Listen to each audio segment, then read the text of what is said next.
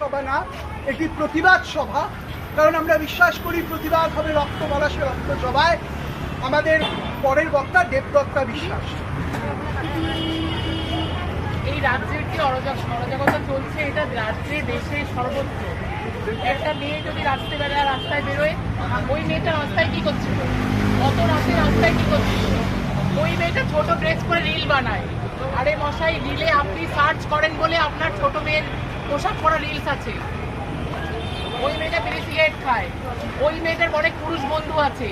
তাহলে এই যে মেয়েদেরকে প্রতিটা ক্ষেত্রে এই জাজ করার প্রবণতা, এই কালচারটাকে ভাঙতে হবে। রেপটা কোনো একটা বিচ্ছিন্ন ঘটনা নয়, রেপটা একটা কালচার, একটা পিতৃতন্ত্রের কালচার। এইটাকে ভাঙতে হবে, এবং যার জন্য আমাদের প্রতিবাদ। এবং আরজি করে জানি যিনি ধর্ষিতা হয়েছেন, নিহত হয়েছেন, খুন হয়েছেন, তার পাশাপাশি আর একটা